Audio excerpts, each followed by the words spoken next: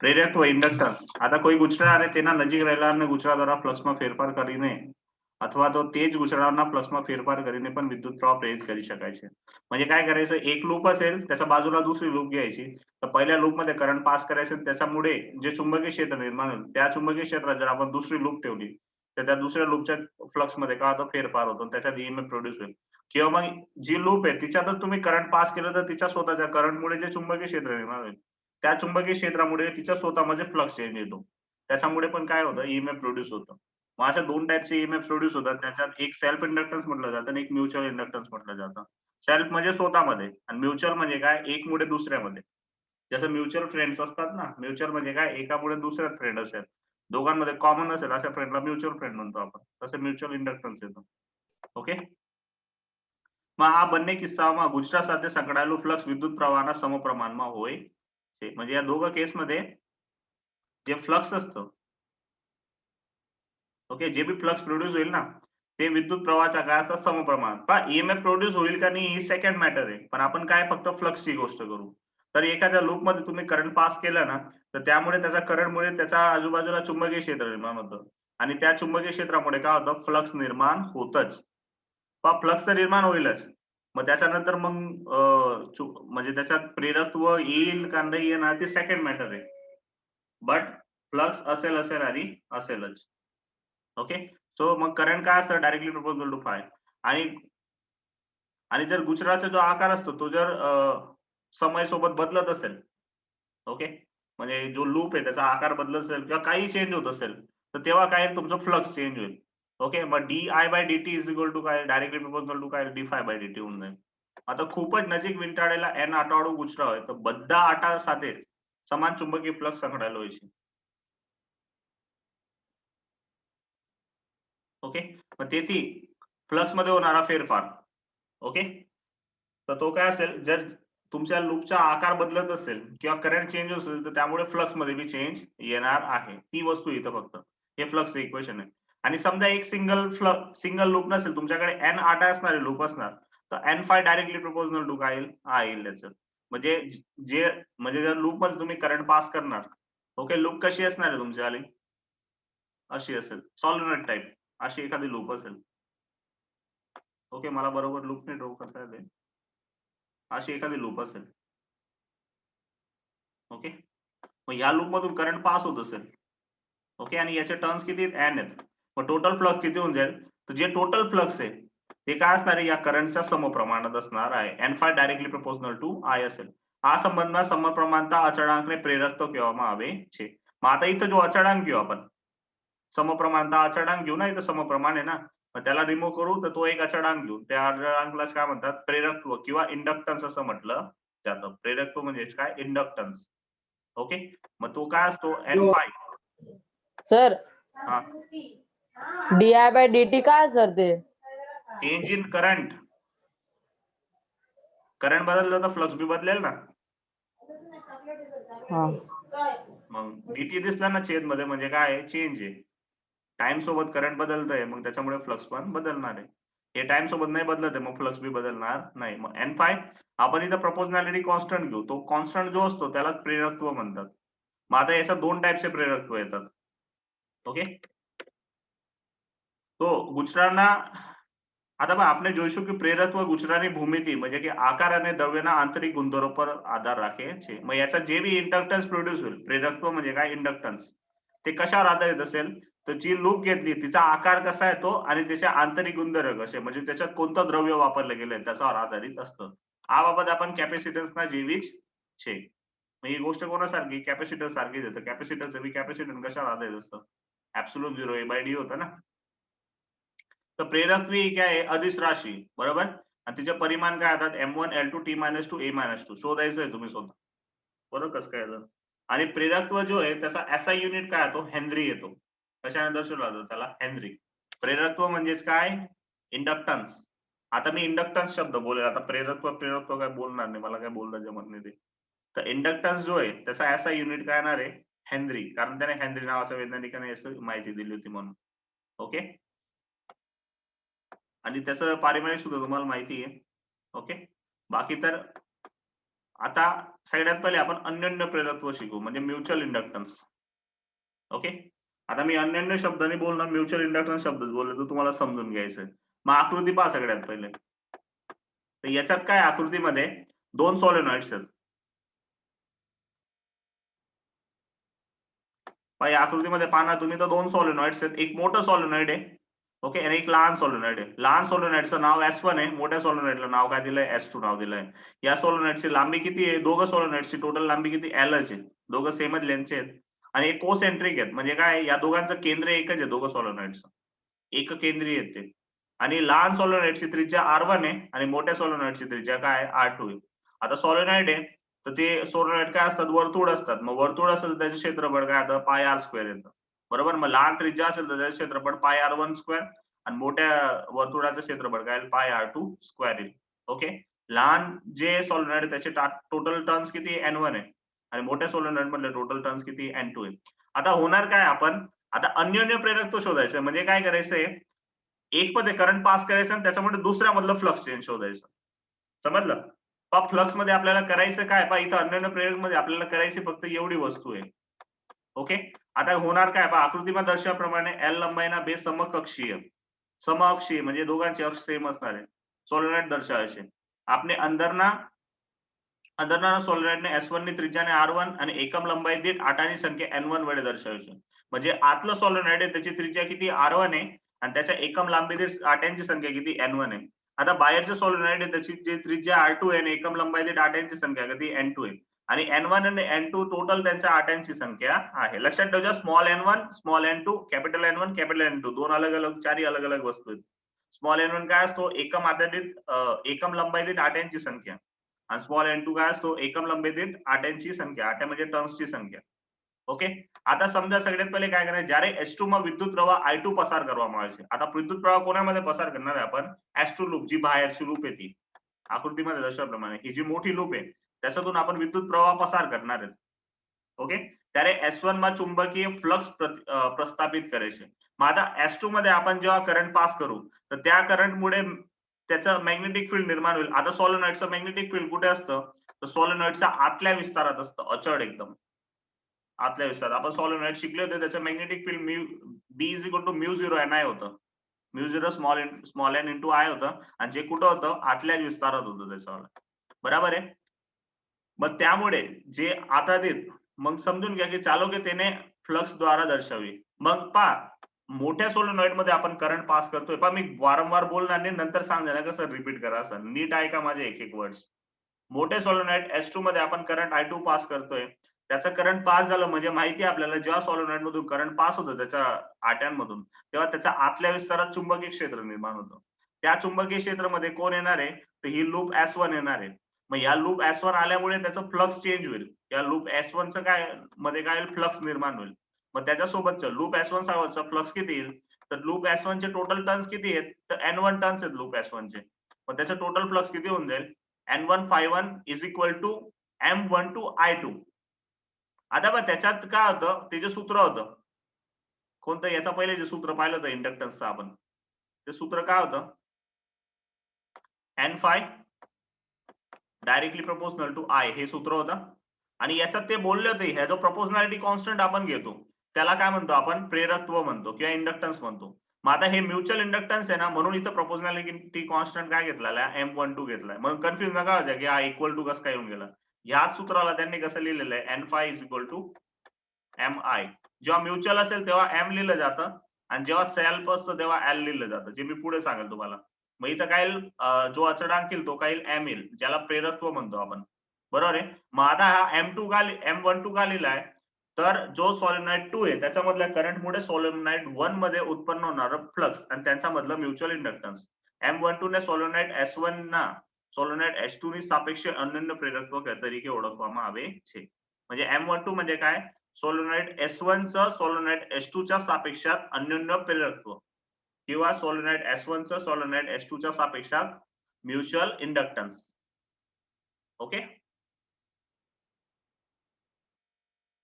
आणि તેને અનન્ય પ્રેરકત્વ અચળાંક તરીકે ઓળખવામાં આવે છે. या M2 लाच अचळांक म्हटला जातो. बरोबर आहे. मग आता हे M2 बरोबर काय काय येईल आता इथं ते आपण शोधू सगळ्यात पहिले. मग आता बघ N51 is equal to M12 I1 આलं. आता સાદા સમકક્ષીય સોલેનોઇડ માટે M12 ની ગણતરી કરવી શક્ય છે. आता સિમ્પલ સોલેનોઇડ साठी ગણતરી. હવે વિદ્યુત પ્રવાહ I2 ને કારણે S2 માં ચुंबकीय क्षेत्र. आता सगळ्यात पहिली वस्तू, आता हे असं का होतं? तर सगळ्यात पहिले आपण हे फ्लक्स शोधू. तर फ्लक्स शोधू त्याच्यासाठी काय काय वस्तू आपल्याकडे N5. ओके, मग N into 5, तर मग 5 काय असतं? फ्लक्स असतं. मग फ्लक्सचं सूत्र काय आहे आपल्याकडे? फ्लक्स बरोबर सूत्र काय राहतं? फ्लक्स बरोबर असतं BA cos थीटा. बरं इथं cos थीटा मध्ये इथं थीटा बरोबर किती घ्यायचं आपल्याला? 0. मग cos 0 काय होऊन जाईल? 1 येऊन जाईल. म्हणून आपण फ्लक्स बरोबर काय घेऊ इथं? फक्त B into H घेऊ आपण.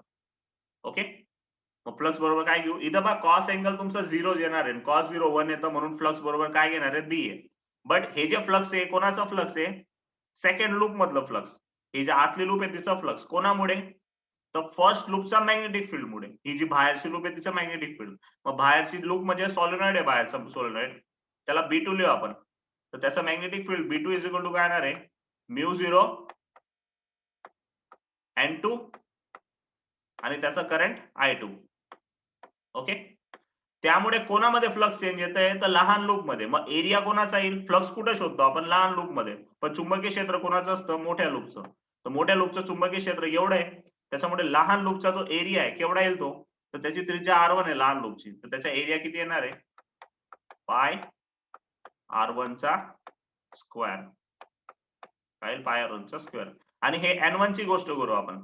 तर N1 काय येईल? तर आपल्याला माहिती आहे की एकम लंबाईतील डाट्यांची संख्या किती आहे लहान लूप मध्ये? N1 आहे. तर आपल्याकडे लांबी किती आहे? स्मॉल n आहे. ओके, मग टोटल आट्यांची संख्या, टोटल L लांबी होऊन जाईल, म्हणजे टोटल आटे होऊन जातील. मग आपण N1 बरोबर काय लिहू शकतो? Small n1 into L. जेव्हा L लांबी पुरी होईल तेव्हा तुमचे आटे किती होऊन जातील? टोटल N1 आटे होऊन जातील, जे लहान लूपचे टोटल आटे आहेत. मग आता हे जे सूत्र आहे त्याच्यात किंमत टाकू आपण. मग N1 च्या जागेवर काय किंमत लिहू आपण? Small n1 into L. Flux 1 च्या जागेवर पहिल्या लूपचं फ्लक्स दुसऱ्या लूपच्या करंट पुढे. मग ते किती येईल? B into A येतं. त्यांनी A पहिले घेतलेला आहे. A बरोबर किती येईल? पाय R1 स्क्वेअर. बरोबर, आणि B किती येईल? तर दुसऱ्या लूपचं मॅग्नेटिक फील्ड, तर म्यू 0 N2 I2. तर आलं. मग या सगळ्यांचा गुणाकार करा. तर म्यू 0 N1 N2. पहा म्यू 0 पहिले येईल, नंतर इथं एक N1 आहे, हा N2 आहे. N1 N2 आला, पाय एक R1 चा स्क्वेअर आहे, L आहे आणि I2 आहे. Okay, done. एवढं आलं. हे N1 आलं. आपल्याला M12 शोधायचंय. तर मी जर इथं M12 ला सूत्रचा करता बनवेल, तर M12 बरोबर काय भेटेल मला? N1 ओके, भागीला I2 येईल. ओके, N1 भागीला I2. N1 बरोबर एवढं आहे आणि त्याला भागीला जर I2 केलं आपण, तर हा I2 आणि छेदचा I2 कॅन्सल होऊन जाईल. बरोबर, इथं N1 बरोबर काय आपल्याकडे? म्यू 0 N1 N2 पाय R1 चा square L into I2. Okay, आणि त्याला भागीला काय? I2. बरोबर, मग I2 कॅन्सल. मग काय आलं सूत्र? म्यू 0 N1 N2 पाय R1 स्क्वेअर इंटू L. तर हे काय आहे? लूप 2 च्या सापेक्षात लूप 1 चं म्युच्युअल इंडक्टन्स. हे सूत्र आलं म्युच्युअल इंडक्टन्स. क्लिअर? कोणाला काय डाऊट?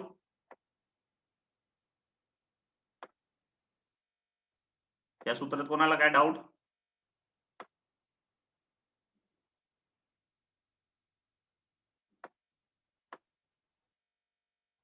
सिंपल आहे.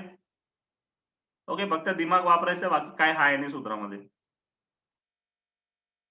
नंतर आता दुसरं, आता आपण काय केलं? मोठ्या लूप मध्ये लहान लूप मधलं म्युच्युअल इंडक्टन्स फाइंड आउट केलं. आता लहान लूप मधल्या करंट मुळे मोठ्या लूप मधला आपण काय शोधू? Mutual inductance. ओके, तर त्याच्यासाठी काय करू आपण? आता लहान लूप मधून करंट I1 पास करू. त्याच्यामुळे मोठ्या लूपचे जे टर्न्स असतील त्याच्यासोबतचं संकडित टोटल फ्लक्स, तर किती येईल ते? N2 is equal to M21 I1. जिथं સોલેનોઇડ S1 ના સાપેક્ષે M12 ને સોલેનોઇડ S2 ના અન્યને પ્રેરકત્વ કહેવામાં આવે છે. आता N2 परत शोधावं लागेल आपल्याला. आता याच्यात चेंज काय? N2 म्हणजे काय? तर स्मॉल n परत जसं N1L होतं, इथं N1L होतं, तसं इथं काय येईल? N2L. ओके, आता एरिया मेन म्हणजे एरिया आहे. आता तुम्ही जर पाहणार तर हे फर्स्ट लूप आहे. आता बघ सॉलिनॉइड मध्ये जे चुंबकीय क्षेत्र असतं ना ते कुठं असतं सॉलिनॉइडच्या फक्त आतल्या विस्तारात असतं. आता आपण लहान लूप मधून करंट पास करतोय तर जे मॅग्नेटिक फील्ड असेल फक्त लहान लूप मध्येच असेल, बाहेर कुठे जाणार नाही. मग तुम्हाला ह्या लूप सोबतचा फ्लक्स किती भेटेल? तर एवढे जे आतले लूप आहे ना, आतल्या लूपचा जो एरिया आहे ना तेवढाच एरिया राहील तुमच्या फ्लक्सचा. म्हणून इथं काय येणार आहे तुमचा जो एरिया येईल तो पाय R1 स्क्वेअरच येईल इथं. लक्षात ठेवा पाय R2 स्क्वेअर नका लिहिजा. मोठ्या लूपची त्रिज्या भले R2 आहे, बट ऍक्च्युली तुमचं मॅग्नेटिक फील्ड फक्त एवढ्याच विस्तारापुरतं राहणार आहे. म्हणून तुम्हाला फक्त एवढ्याच विस्तारासाठीचं फ्लक्स घ्यावं लागणार आहे. टोटल फ्लक्स घेऊ शकणार नाही तुम्ही. बरोबर आहे. म्हणून इथं पाय R1 स्क्वेअर आलंय. आणि लहान लूपचं मॅग्नेटिक फील्ड किती येईल? तर म्यू0 small n1 into I1. Okay, हे टोटल फ्लक्स झालं. मग त्याच्यावरून टोटल फ्लक्स वरून परत काय करा म्युच्युअल इंडक्टन्स. तर याच्यासाठी हे जे सेकंड इक्वेशन आहे याच्यासाठी म्युच्युअल इंडक्टन्सचा फॉर्म्युला काय बनेल? तर M12 येईल ते M21 सॉरी M21 बरोबर काय येईल? तर N2 phi2 भागीला I1. पहा हे आठवण ठेवायचं असेल ना तर कसं आठवण ठेवायचं? पहा 2 1 आहे ना तर वरती दोघं 2 येतील खाली 1 येईल. 2 1 आहे तर वरती दोघं 2 येतील खाली 1 येईल. ओके, मग आता वरती 2 आहे तर किती येईल तिथं? N2L नंतर पाय R2 square sorry R1 square म्यू0 N1 I1 भागीला I1. मग I1 कॅन्सल.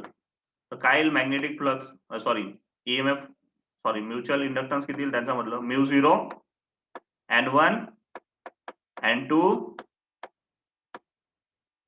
पाय R1 चा स्क्वेअर इंटू L. तर तुम्ही हे म्युच्युअल इंडक्टन्स आणि हे म्युच्युअल इंडक्टन्स दोघांना कम्पेअर करा तर तुम्हाला दिसेल दोघं सारखे आलेत. याचा अर्थ काय झाला? मोठ्या लूप मध्ये लहान लूप मधलं म्युच्युअल इंडक्टन्स घ्या किंवा लहान लूप मध्ये मोठ्या लूपचं म्युच्युअल इंडक्टन्स घ्या, दोघं काय असतात? सारखेच असतात. दोघं म्युच्युअल इंडक्टन्स काय असतात? सारखे असतात. So M12 is equal to M21 is equal to M भेटेल तुम्हाला. म्हणजे दोघं म्युच्युअल इंडक्टन्स काय भेटेल तुम्हाला? सारखे भेटतील. म्हणून काय असं कोणतंही एकच म्युच्युअल इंडक्टन्स शोधायचं ते दोघांसाठीच असतं. म्हणून फायनली त्यांनी mutual inductance M is equal to काय लिहिलंय? तर हे पहा हे फायनल म्युच्युअल इंडक्टन्स आहे. पण समजून घ्या आता तुम्ही जे दोन लूप्स ठेवलेले आहेत त्यांच्यात हवेचं माध्यम वापरलेलं आहे. बट ऍक्च्युली जर तुम्ही हवेच्या जागेवर दुसरं कोणतं तरी मीडियम युज करणार, जसं की समजा म्यू आर अशी परमिएबिलिटी असणार एखादं मीडियम युज केलं की ज्या मीडियमची सापेक्ष परमिएबिलिटी म्यू आर आहे, तर तुमच्या इथं सूत्रामध्ये फक्त पुढे काय होऊन जाईल? म्यू आर येऊन जाणार आहे. बाकी सगळं सेम होईल. मग याचा अर्थ काय झालं की जे तुमचं म्युच्युअल इंडक्टन्स असतं ते कशावर आधारित असतं? जे लूप असतात त्यांचा आकार, कारण क्षेत्रफळ येतंय पहा. ओके, लूप असतं त्यांच्या आकारावर आणि जे माध्यम असतं तिथलं त्या माध्यमावर आधारित असतं. आकार आणि माध्यम बस या दोनच वस्तूंवर आधारित. टर्न्स वगैरेवर आधारित राहत नाही. लक्षात ठेवा. भले इथं N1 N2 येत असेल, हे N1 N2 एकम लंबाई डाट्यांची संख्या आहे. ओके, हे कुल टर्न्स नाहीयेत म्हणून ते टर्न्स वर आधारित राहत नाही. ओके, म्हणजे तुम्ही एक सिंगल लूप घेतली त्याचं म्युच्युअल इंडक्टन्स आणि 10 टर्न्स असणारी लूप घेतली त्याचं म्युच्युअल इंडक्टन्स दोघं सारखे आहेत. हा, M1 M2 चे सूत्र सांगा ना सर एक सा. हे काय राहिलं? म्यू0 N1 N2 पाय R1 स्क्वेअर इंटू L आणि हे M1 चं म्यू0 N1 N2 पाय R1 स्क्वेअर इंटू L. दोघांचा तर एरिया सूत्र सारखा बनवलं आहे. होतं ना ते सर. हा, सूत्र बनवलं होतं ना ते. हे काय सूत्र बनवलंय? पहा हे सूत्र काय? नाही, Phi1 कोणतं मग? हे M12 is equal to Phi1 ते तुम्ही लिहिलं नव्हतं का सर? अरे हा ते सूत्र का? मग ते काय हो. इथून येतं ना भाऊ ते सूत्र. हे काय? M12 इज इक्वल टू काय येईल? इथं 1 2 आहे ना, मग वरती दोघं 1 येतील. मग N1 Phi1 भागीला 2 खाली तर छेदमध्ये I2. अन्योन्य आहे म्हणजे काय? म्युच्युअल इंडक्टन्स आहे. म्युच्युअल मध्ये हमेशा सेकंडचा करंट पुढे फर्स्ट मध्ये किंवा फर्स्टचा करंट पुढे सेकंड मध्ये असणार आहे. ओके, आणि इथं जर M21 लिहिल मी तर 2 आहे वरती, तर N2 Phi2 divide by I1. पहिल्या लूपच्या करंट पुढे दुसऱ्या लूपचा फ्लक्स, हे टोटल फ्लक्स आहे. म्हणजे सिम्पली साध्या भाषेत जर M बरोबर लिहायचं असेल ना तर phi बाय I येतं. साध्या भाषेत, एकदम साध्या भाषेत. आणि हे phi काय असेल? टोटल फ्लक्स भागीला करंट. पण हा फ्लक्स कोणाचा दुसऱ्याचा फ्लक्स मुळे पहिल्याचा करंट मुळे दुसऱ्याचा फ्लक्स, तर त्याला आपण M21 लिहू. ओके. आणि M12 बरोबर काय लिहू, तर दुसऱ्याच्या करंट मुळे, दुसऱ्या लूप मधल्या करंट मुळे पहिल्या लूपचा फ्लक्स, तर त्याला M12 लिहिणार आपण असं. हे टोटल फ्लक्स येईल. टोटल फ्लक्स मध्ये N फाय येतं, N बी घ्यायचं त्याच्यात. मी फक्त समजण्यासाठी फक्त ओनली फाय लिहितोय, N नाही लिहित आहे, पण N पण लिहायचा राहतो. टोटल फ्लक्सच घ्यायचा राहतो. कळलं? हे स्टँडर्ड इक्वेशन आहे. हो सर. ओके. सो आता अन्योन्य प्रेरकत्व झालं. आता सेल्फ इंडक्टन्स. आता सेल्फ मध्ये काय असेल, स्वतःमध्ये. ओके. आता त्याच्या पहिले एक्झाम्पल आहे. ते समकेंद्रीय गोळाकार गुंचळा, एक त्रिज्या R1 અને બીજી મોટી ત્રિજ્યા R2 છે, જ્યાં R1 very less than R2 નો કેન્દ્ર સંપાત થાય છે અને તેમ સમકક્ષીય મૂકવામાં આવે છે. તો આ ગોઠવણનું અન્યોન્ય પ્રેરકત્વ મેળવવું. म्हणजे काय पहा, याच्यात काय दोन लूप्स आहेत ऍक्च्युली. दोन समकेंद्रीय वर्तुळ आहेत. एक हे वर्तुळ आणि एक छोटं वर्तुळ. दोघं समकेंद्रीय, दोघांचं केंद्र एकच असणार आहे. ओके. एकाची त्रिज्या घेऊन घेऊ आपण R1 आणि दुसऱ्याची त्रिज्या घेऊन घेऊ आपण R2. आता आपल्याला दोघांचं वेगवेगळं मॅग्नेटिक फील्ड शोधायची गरज नाहीये. आपल्याला माहिती म्हणजे सॉरी म्युच्युअल इंडक्टन्स दोघांसाठी वेगवेगळं शोधायची गरज नाही. एकचं जे असतं ते दुसऱ्याचं असतं. बरोबर आहे. म्हणून आपण शिकले ना, M12 बरोबर M21 असतं. मग दोन दोन शोधायची गरज आहे का? नाही ना, कोणतं बी एक शोधायचं. म्हणून समजून घ्या की बाहेरची जी लूप आहे त्याच्यातून करंट किती पास होतो, I2. एवढा I2 करंट पास होतो, त्यामुळे आंतरिक लूप सोबतचा फ्लक्स शोधायचा आहे. तर पहिले बाहेरची जी लूप आहे त्याच्यामुळे ह्या लूप वरचं मॅग्नेटिक फील्ड शोधून घेऊ. या लूप वर किती मॅग्नेटिक फील्ड अप्लाय होत आहे ते. मग या लूपच्या केंद्रावर, ही बाहेरची लूप आहे ना, त्याच्यामुळे केंद्रावर चुंबकीय क्षेत्र, कुठं केंद्रावर, याचं केंद्र O असेल, तर केंद्रावर चुंबकीय क्षेत्र बाहेरच्या लूप मध्ये किती येईल ते, तर B is equal to μ0 I2 भागीला 2R2. केंद्रावर चुंबकीय क्षेत्र. आता इथं असं नका विचार सर हे सूत्र कुठून आलं, तर लक्षात ठेव जा, हे काही सॉलोनॉइड नाही, हे लूप आहे.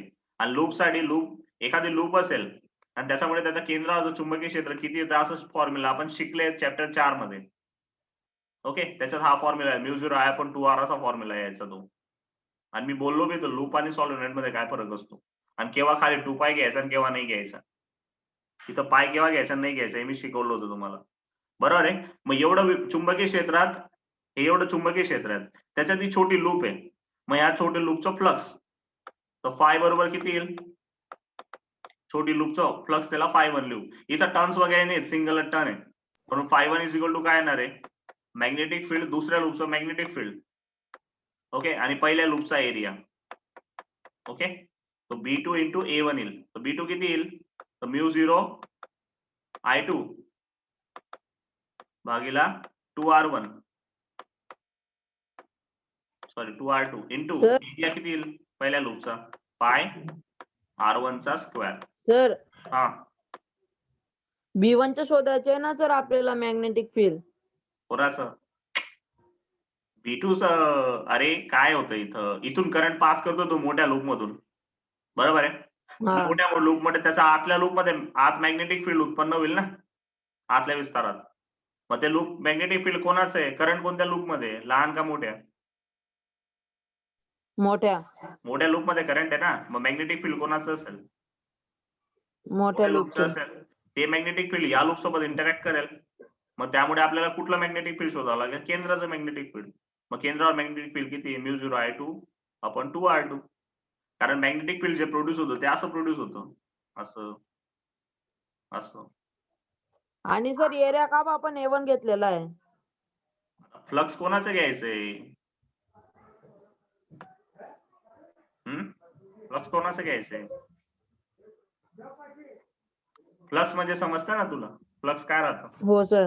Magnetic field into area. त्याच्यात एरिया कोणाचा घ्यायचा, तर ज्या लूपचं फ्लक्स असेल त्या लूपचं. इथं फ्लक्स कोणाचं शोधू, छोट्या लूपचं. मग एरिया कोणाचा घेऊ, छोट्या लूपचा. समजलं. म्हणून B2 इंटू A1 पाय R1 स्क्वेअर. आलं एवढं क्लिअर. मग आता म्युच्युअल इंडक्टन्स शोधायचं आपल्याला याच्यावर. फ्लक्स भेटला आपल्याला. मग म्युच्युअल इंडक्टन्सचं सूत्र काय आहे? M12 दुसऱ्या लूपमुळे पहिल्या लूप मधलं फ्लक्स. तर मी आता लिहून दिलं तुम्हाला सूत्र. ∅1 बाय काय करायचं? I2. दुसऱ्या लूपचा करंट मुळे पहिल्या लूपचं टोटल फ्लक्स. मग इथला जो I2 आहे तो कॅन्सल होऊन जाईल, बाकी सगळं राहून जाईल. फक्त जे सूत्र येतं ∅1 चा फ्लक्सचं सूत्र त्याच्यातला I2 निघून जातो, बाकी सगळं राहून जाईल. मग काय राहिलेलं आहे? तर μ0 राहील, पाय राहील, R1 स्क्वेअर राहील आणि छेदमध्ये 2R राहील, 2R2.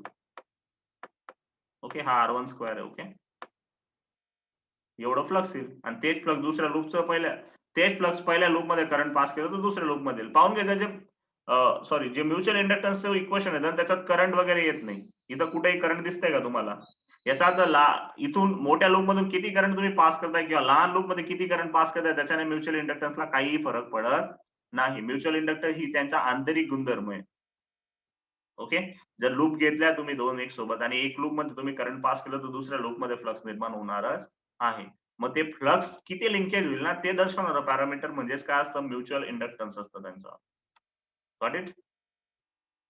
समजलं एक्झाम्पल? खूप सोपं एक्झाम्पल आहे. दुसऱ्या लूप मध्ये करंट पास करा, त्याचा मॅग्नेटिक फील्ड शोधा. त्या मॅग्नेटिक फील्ड मध्ये पहिली लूप येईल त्याचं फ्लक्स शोधायचं पहिल्या लूपचा आणि त्या फ्लक्सला वागेला दुसऱ्या लूपचं करंट करायचं. You will get the answer.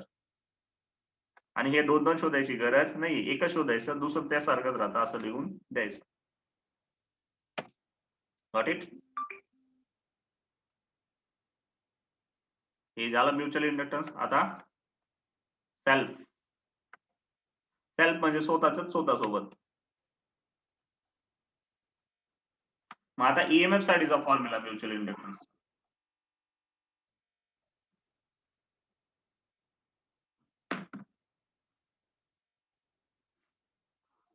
आता पहा, आतापर्यंत जी गोष्ट केली आपण ती काय केली की फक्त एक लूप मध्ये करंट पास केला आपण, त्याच्यामुळे दुसऱ्या लूप मध्ये फ्लक्स निर्माण होईल, एवढी गोष्ट केली आपण. बरोबर आहे. पण जर पहिल्या लूपचं करंट चेंज होत असेल तर दुसऱ्या लूपचं फ्लक्स बी काय होईल? चेंज होईल. मग दुसऱ्या लूपचं जर फ्लक्स चेंज झालं म्हणजे त्याच्यामध्ये ईएमएफ प्रोड्यूस होईल. ओके, मग हेच त्याचं सांगितलेलं की N1∅1 is equal to MI2 असेल. N1∅1 बरोबर काय असेल? MI2 असेल. मग समजून घ्या की समय સાથે बदलता प्रवाह માટે जर समजा तुमचं करंट जे आहे ते with respect to time change होतंय, मग दोघांकडे काय येईल? डिफरन्शिएशन येईल. म्हणजे करंट चेंज होईल तर फ्लक्स बी काय होणार आहे? चेंज होणार आहे. मग दोघांकडे डिफरन्शिएशन घेऊ आपण. तर मग इथं काय d by dt of N1∅1 is equal to d by dt of MI2 येऊन जाईल. ओके, मग C1 गुजरा માટે प्रेरित ईएमएफ. मग प्रेरित ईएमएफचं सूत्र काय असतं? epsilon1 is equal to minus n d phi by dt येतं. Okay, minus d by dt of N1∅1 असं येतं. मग N1∅1 च्या जागेवर काय लिहू शकतो आपण? हे लिहू शकतो ना. हे जे इक्वेशन आहे त्याला याच्याने रिप्लेस करू शकतो आपण. हा m कॉन्स्टंट असतो, मग m बाहेर येऊन जाईल. मग epsilon1 चं सूत्र काय? Minus m di2 by dt. म्हणजे दुसऱ्या लूपच्या करंट चेंज मुळे पहिल्या लूप मध्ये उत्पन्न होणारं ईएमएफ, याला इक्वेशन म्हणू आपण. समजलं? हे फॅराडेचा नियम आहे. हा, प्लस यायला पाहिजे ना सर? प्लस कुठे एम प्लस? डी प्लस नाही येणार इथं कधीच कुठंच. प्लस कसं काय येईल? याला याने रिप्लेस करतोय ना आपण फक्त. आपण मायनस साइन थोडी रिप्लेस करतोय. dN1∅1 आपण dt ला आपण कशाने रिप्लेस करतोय? dMi2 by dt ने रिप्लेस करतोय बस. मग मायनस तर जसं तसं येईल ना, मायनसचा काही संबंध झाला नाही. हा m पुढे येऊन जाईल कारण की तो अचळ आहे. मग काय येईल? epsilon1 is equal to minus di2 by dt. हे मायनस काय दर्शवतं इथं? परीक्षेत आलं की जे मायनस चिन्ह असतं फॅरेडेच्या नियम मध्ये ते काय काम करतं? काय दर्शवतं ते? सर जो त्याला म्हणजे इतकं नाही, प्रवाह देतोय इतकं नाही. कोण बोललो होतं? काय बोललो होतं लेन्सचा ते? नियम. लेन्सच्या नियमची हाजरी दर्शवतो बस. त्याच्यानंतर लेन्सचा नियम विचारला असेल तेव्हा एक्सप्लेन करायचं. सगळ्यात इम्पॉर्टंट म्हणजे काय? मायनस साइन काय दर्शवतं? लेन्सच्या नियमची हाजरी दर्शवतो. हे विचारलं जातं. 1 मिनिट आलो. ठीक भो, जेवण खाऊन वत्रस. पहा आता आत्मप्रेरकत्व, सेल्फ इंडक्टन्स. तर आता पहिले आपण जे विभाग पाहिले त्याच्यामध्ये आपण काय पाहिलं की सोलेनॉइड ने बीजा सोलेनॉइड. आता समजून घ्या की एक सोलेनॉइड मध्ये दुसरं सोलेनॉइड युज केलं तर तेव्हा दुसऱ्या सोलेनॉइड मध्ये करंट पास करतोय, त्यामुळे पहिल्या सोलेनॉइड मध्ये उत्पन्न होणारा फ्लक्स शोधत होतोय. किंवा पहिल्या सोलेनॉइड मध्ये करंट पास करून आपण दुसऱ्या सोलेनॉइड मध्ये उत्पन्न होणारा फुल फ्लक्स शोधत होते. आणि जर ते करंट चेंज होत असेल तर आपल्याला ईएमएफ भेटत होतं. बरोबर, एवढं पाहिलं. आता आपण काय करू, आत्मप्रेरण कशाला म्हणतात તે પાહું. आता એવું પણ શક્ય છે કે કોઈ અલગ કરેલા ગુંચણામાં તેમાંથી જ વહેતા પ્રવાહના ફેરફાર કરીને ફ્લક્સમાં ફેરફારથી તેમાં જ EMF પ્રેરિત થાય છે. આ ઘટનાને આત્મપ્રેરકત્વ अथवा सेल्फ इंडक्टन्स म्हणतात. समजा की N आटे असणारी एखादी लूप आहे तुमच्याकडे, सॉलिनॉइड आहे, एकच सिंगल सॉलिनॉइडचा विचार करा, त्याच्यातून आपण करंट पास केलं, तर ते करंट पास झाल्यामुळे तेच करंट त्याच्याच आट्यासोबत काय करेल, करंट पास केलं म्हणजे मॅग्नेटिक फील्ड निर्माण होईल त्याच्यावर, ते मॅग्नेटिक फील्ड त्याच्याच सोबत इंटरॅक्ट करेल स्वतःसोबतच. ओके, आणि त्यामुळे काय होतं, फ्लक्स निर्माण होतं. ओके, आणि जर चेंज ऑफ करंट असेल म्हणजे करंट जर बदलत असेल तर फ्लक्स पण बदलेल, आणि फ्लक्स जर बदलेल तर ईएमएफ पण निर्माण होईल. मग એન આટાવાળા ગુચરા સાથે સંકળાયેલું ફ્લક્સ ગુચરામાંના વિદ્યુત પ્રવાહના સમપ્રમાણમાં હોય છે. मग एन टर्न्स आहे तर टोटल फ्लक्स N5 होऊन जाईल, जे कशाच्या समप्रमाणात असेल, आयच्या समप्रमाणात, म्हणजे त्याच्यातून पसार होणाऱ्या करंटच्या समप्रमाणात असेल. मग आपण प्रोपोर्शनॅलिटी कॉन्स्टंट रिमूव्ह करू तर इथं एल घेऊ. सेल्फ इंडक्टन्स साठी एल घेतला जातो, म्युच्युअल इंडक्टन्स साठी एम घेतला जातो. So N5 is equal to L I होऊन जाईल. मग एल इज इक्वल टू काय, N5 बाय आय होऊन जाईल. ओके, हे सिंपलचं सूत्र फ्लक्सचं. एल इज इक्वल टू, साध्या भाषेत जर म्हटलं तर L is equal to phi by I येतं. फाय काय असतं, टोटल फ्लक्स. इथं N5 आहे तर N5 घेऊन घे, N5 by I, total flux भागीला करंट. आता याच्यात करंट बी त्याचं स्वतःच असतं, फ्लक्स बी त्याचं स्वतःच असतं. ज्या સમપ્રમાણતા અચળાંક L ને ગુચરાનો આત્મપ્રેરકત્વ કહેવામાં આવે છે, તેને ગુચરાનો આત્મપ્રેરણ અચળાંક પણ કહેવામાં આવે છે. જ્યારે વિદ્યુત પ્રવાહ બદલાય છે ત્યારે ગુચરા સાથે સંકળાયેલા ફ્લક્સમાં પણ બદલાવ થાય છે અને ગુચરામાં પ્રેરિત ईएमएफ उत्पन्न થાય છે. म्हणजे काय, तर समजून घ्या, आता तुम्ही जर इथं तुमचं करंट चेंज होत असेल, म्हणजे हे जे इक्वेशन आहे N5 is equal to Li, आता समजा तुमचं करंट चेंज होत आहे तर मग फ्लक्स बी चेंज होईल. मग दोघं बाळे काय लिहू आपण, and d phi by dt, इकडे काय येईल, d by dt of Li असेल. ओके, मग जिथं आपल्याला n d phi by dt दिसतं तिथं Li लिहून घेऊ आपण. मग ईएमएफ चं सूत्र हे येतं. मग त्या सूत्रात तुम्ही ही किंमत टाकली तर L पुढे येऊन जाईल, तर इक्वेशन काय बनून जाईल, absolute is equal to minus L di by dt. हे मोस्ट इम्पॉर्टंट इक्वेशन आहे. ओके, आठवण ठेव जा, पुढच्या चॅप्टरला खूप कामात येणार आहे. Minus L D I by dt. हे काय, ई काय इथं, ईएमएफ. ईएमएफ म्हणजे व्होल्टेज, इंडक्टरचा व्होल्टेज.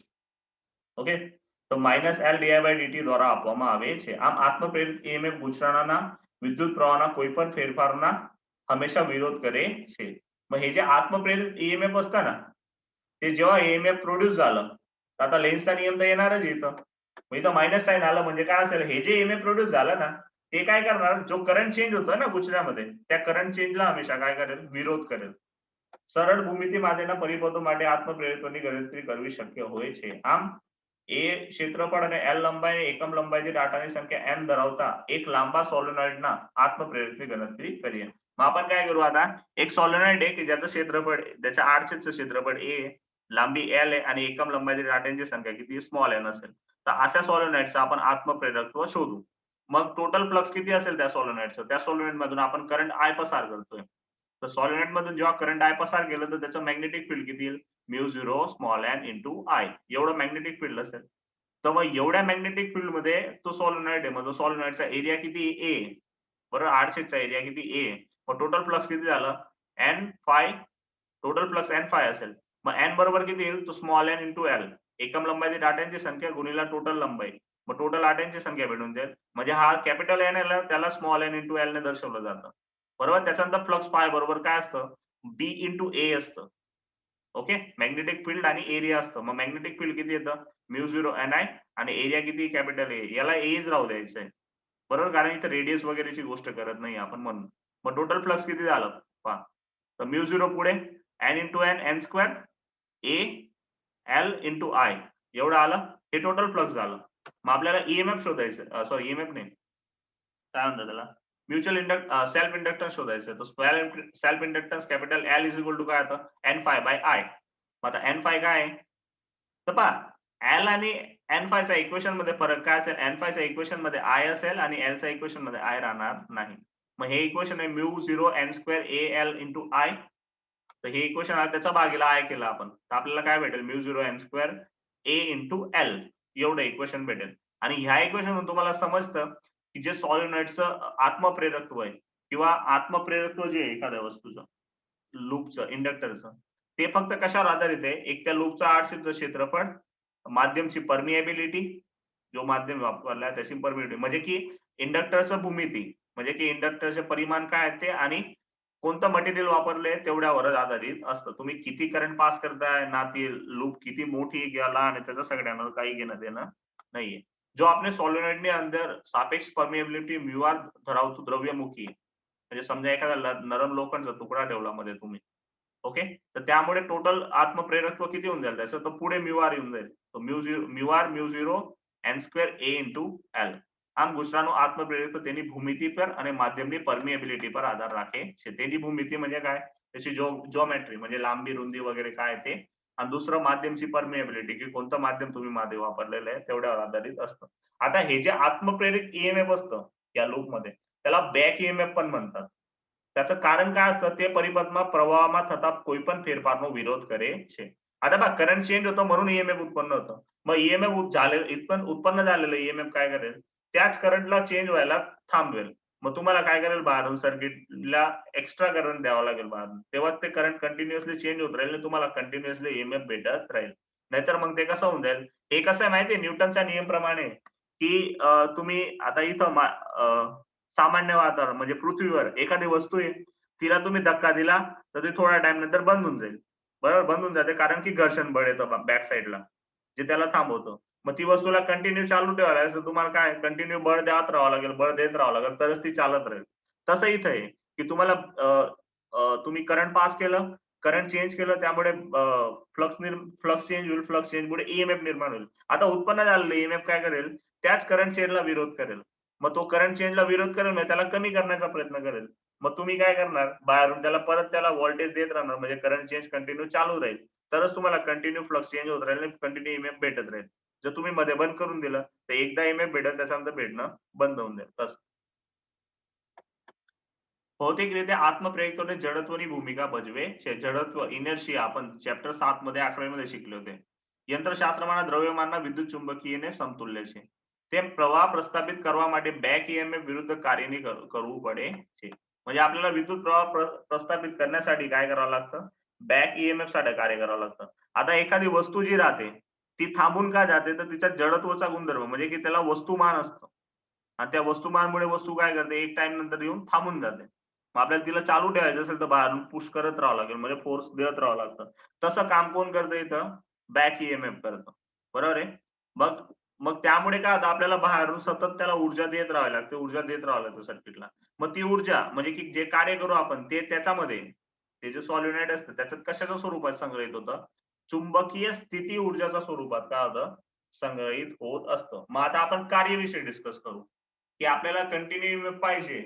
ओके, सेल्फ इंड्यूस पहा, तुमचं सेल्फ इंडक्टन्स पर्यंत इथं संपला हा टॉपिक. आता इथून काय टॉपिक आहे, की तुम्हाला कंटिन्युअसली ईएमएफ पाहिजे, बॅक ईएमएफ. मग त्यासाठी तुम्हाला काय करावं लागेल, कंटिन्युअसली कार्य करत राहावं लागेल, म्हणजे सर्किटला पॉवर देत राहावं लागेल. सर्किटला काय करावं लागेल, पॉवर देत राहाल. मग पॉवर म्हणजेच काय असतं, कार्य करण्याचा समय दर. मग इथं काय लिहिलं त्यांनी, dw/dt is equal to epsilon into I लिहिलेलं आहे. तर एप्सिलॉन काय असतं, व्होल्टेज, आणि आय काय असतो, करंट.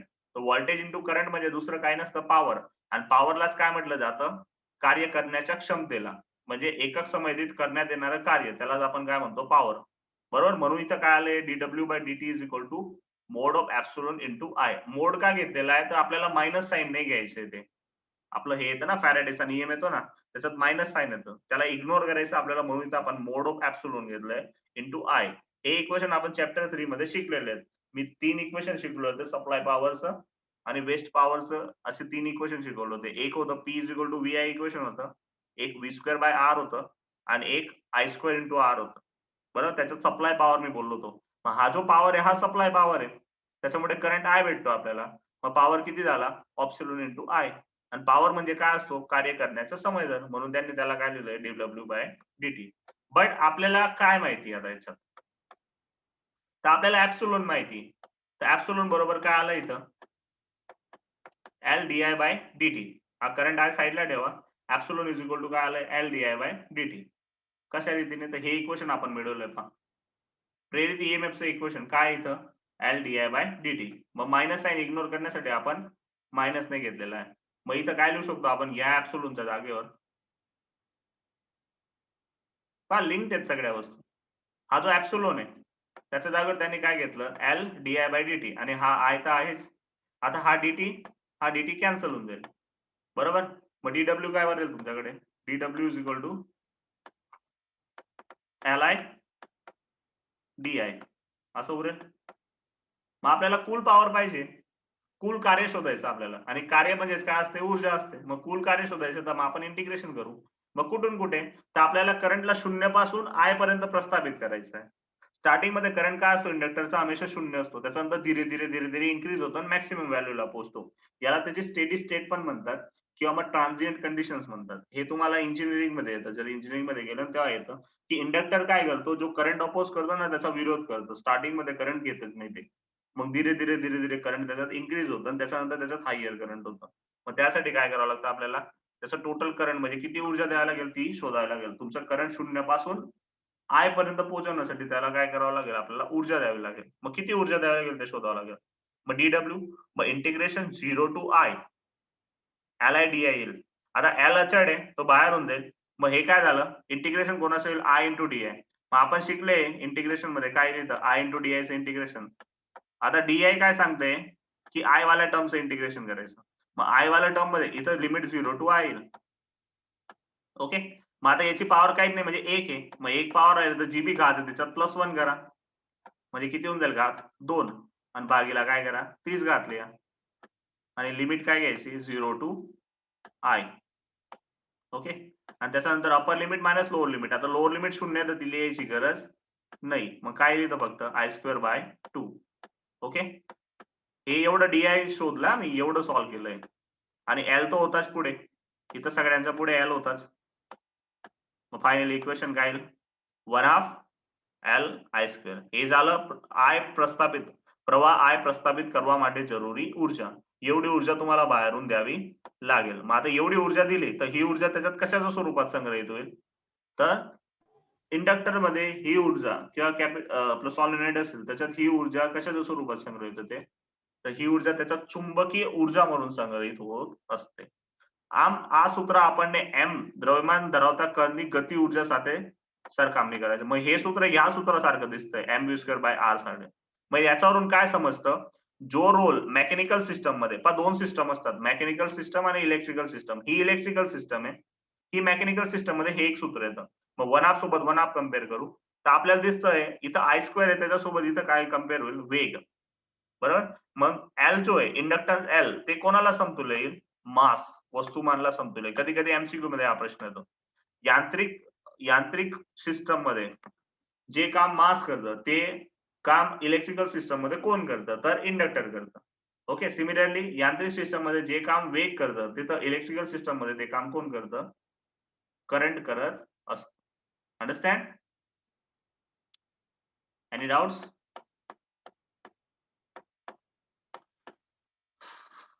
मग याच्यावरून फायनली लास्ट इक्वेशन, त्याच्यानंतर चॅप्टर आपलं हे ओव्हर होऊन जाईल. मग आपण एक्झाम्पल आणि जनरेटर उद्या पाहून घेऊ, चॅप्टर संपून जाईल मग तुमचं. ओके. मग फायनली आता की आता तुमच्याकडे एक वस्तू आहे की समजून घ्या की अशी एक लूप आहे, अशी एक लूप आहे तुमच्याकडे. ओके. आणि दुसरी एक अशी लूप आहे तुमच्याकडे. ओके. मग आता तुम्हाला काय शोधायचं आहे की समजा की ह्या लूप मधून तुम्ही करंट I2 पास करतायत आणि ह्या लूप मधून तुम्ही करंट किती पास करताय, I1 पास करताय. ओके. मग आपल्याला तुम्हाला काय करायचं आहे, तर ही लूप 2 मुळे लूप 1 साठीचं म्युच्युअल इंडक्टन्स शोधायचं तुम्हाला, टोटल फ्लक्स चेंज शोधायचा आहे. मग आता फ्लक्स चेंज किती होईल, तर ह्या लूप मधून करंट I2 पास होतंय, त्यामुळे याचा ह्या लूप सोबत काय होईल, फ्लक्स इंटरॅक्ट करेल, ते एक फ्लक्स भेटेल. आणि ह्या लूप मध्ये स्वतःचा करंट पण पास होतोय त्याच्यावाला, त्याच्यामुळे एक म्युच्युअल इंडक्टन्स असेल. मग तुम्हाला 2 इंडक्टन्सेस भेटतील इथं. मग total flux is equal to, तर टोटल फ्लक्स N1 ∅1, ह्या लूपचे टर्न्स N1 आहेत, ह्या लूपचे टर्न्स किती आहेत, N2 आहेत. ओके. मग ह्या लूप मधून जे करंट पास होते त्याच्यामुळे जे मॅग्नेटिक फील्ड निर्माण होईल, त्या मॅग्नेटिक फील्ड मुळे ह्या लूप मध्ये जो फ्लक्स येईल तो किती येईल, तर ह्या दोघांमधलं म्युच्युअल इंडक्टन्स, तर म्युच्युअल इंडक्टन्सला काय लिहू आपण M12 लूप 2 मुळे लूप 1 मधलं म्युच्युअल इंडक्टन्स. तर M12 आणि करंट कोणाचा येईल दुसऱ्या लूपचा. फ्लक्स चेंज साठी ह्या ज्या लूप आहे ही जी दुसरी लूप आहे ही लूप मध्ये ह्या लूपचा फ्लक्स चेंज कोणाकोणामुळे येईल तर पहिले याच्यामुळे येईल या दुसऱ्या लूप मध्ये जे करंट पास करणार तुम्ही त्याच्यामुळे जे म्युच्युअल इंडक्टन्स आहे त्याच्यामुळे तुम्हाला ह्याच्यात फ्लक्स चेंज भेटेल तो एवढा असेल आणि ही जी लूप आहे हिच्यातून मी करंट पास होतो तर तिच्यामुळे तिचं सेल्फ इंडक्टन्स त्या सेल्फ इंडक्टन्सला त्यांनी M11 लिहिलेलं आहे. M11 म्हणजे काय स्वतःच्या स्वतःसोबतचं इंडक्टन्स आणि त्याच्यात करंट बी कोणाचा घेऊ स्वतःचाच घेऊ. मग total flux N151 is equal to काय M11 I1 plus M12 I2 दुसऱ्या लूपच्या करंट मुळे फ्लक्स आणि एक पहिल्या स्वतः लूपच्या करंट मुळे फ्लक्स. पण M11 ला आपण काय म्हणू शकतो गुचरानु प्रेरकत्व એટલે રજૂ કરવામાં આવે છે म्हणजे की त्या स्वतः लूपचंच प्रेरकत्व येते. मग त्यामुळे आता फेरेडेचा नियमप्रमाणे जे ईएमएफ येईल तर ईएमएफ साठी काय करायचं पुऱ्या इक्वेशनला dt ने भागून टाकायचं d by dt ने.